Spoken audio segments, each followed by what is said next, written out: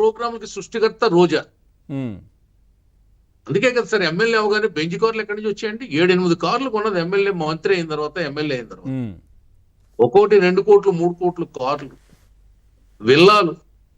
తమిళనాడులో, కర్ణాటకలో, ఆంధ్రలో, తెలంగాణలో, పూణేలో ఆస్తులు, ద్రాక్ష తోటలు ఎక్కడి నుంచి వచ్చాయండి రోజాకి?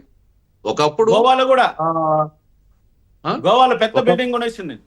కొనేసిందండి. ఒకప్పుడు తిరుపతిలో ఒక లాడ్జి తీసుకుని బిల్లు కట్టలేక రాత్రి పారిపోయింది.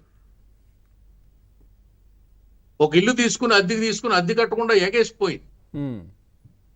ఇటువంటి లేడీ కిలాడి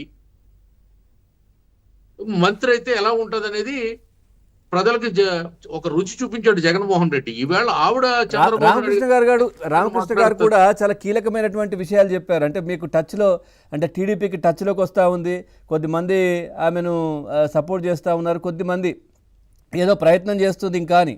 ఏంటి సార్?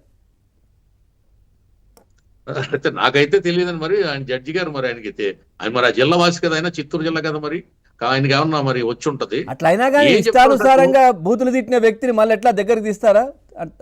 ఉంటుందా అట్లా? అదైతే నేను అనుకోవట్లేదు సార్. అది పార్టీలో కూడా అంత ఇప్పుడు అవసరం, రోజు అవసరం పార్టీకి ఏముందంటారు? ఇప్పుడు తెలుగుదేశం పార్టీకి కానీ, జనసేన పార్టీకి కానీ అసలు రోజు అవసరం ఉందా?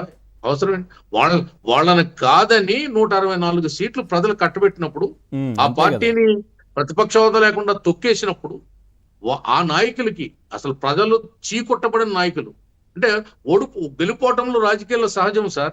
ఇక్కడ వైసీపీ లీడర్లను ఓడించలేదండి. ఏం చేశారంటే అసహించుకున్నారు, జనం చేత్కరించుకున్నారు, వాళ్ళని చూసి భయపడ్డారు. వీళ్ళు వస్తే ఆఖరికి మనం తినే కంచం కూడా లాక్కుంటారు, నీళ్లు తాగే గ్లాస్ కూడా లాక్కుంటారు, మనదంటూ ఏముండదు స్టేట్ లో, మన ఇల్లు వాకిలి కంప్లీట్ లాక్కుంటారు వీళ్ళు. తెచ్చారు కదా ల్యాండ్ టైటిలింగ్ యాక్ట్ ఉద్దేశమే అది కదా. అదే కదండి, అదే కదా. అందుకే అసలు బ్రహ్మాస్త్రం ఆ ల్యాండ్ టైటిల్ యాక్ట్ అనేది మొన్న ఎన్నికల్లో ఒక బ్రహ్మాస్త్రం కూటమికి. నేను స్వయంగా అడ్వకేట్స్, డాక్టర్స్, మేధావులు, చార్టెడ్ అకౌంటెంట్లు, ఎంప్లాయీస్ అందరూ ఎవరికాళ్ళ వాళ్ళ ఆ కాలనీల్లో మీటింగ్లు పెట్టుకుని, అవి బాబు ఇది చాలా ప్రమాదం, ఇది రైతులు ఉదయాన్నే రైతులు చేలగట్ల మీద మీటింగ్ పెట్టుకుని, ఈ పొలాలు మళ్ళీ మనం చూడనివ్వరు, మనం ఈ గట్టు మీదకి రాలేము, ఇక పొలాన్ని గాలి పీల్చలేము, మళ్ళీ జగన్ వస్తే అని చెప్పి భయపడిపోయారు. ఈ భయం ఎలా ఉంటుందంటే, జగన్ 100 జన్మలెత్తిన మళ్ళీ సీఎం కాడు, ఆ పార్టీ మళ్ళీ అధికారంలోకి రావడం అనేది అసలు అది జరగని పని. దీన్ని అందుకని ఆ నాయకులందరూ తలదారిలోకి పోయి తలదాచుకునే ప్రయత్నం చేస్తున్నారు.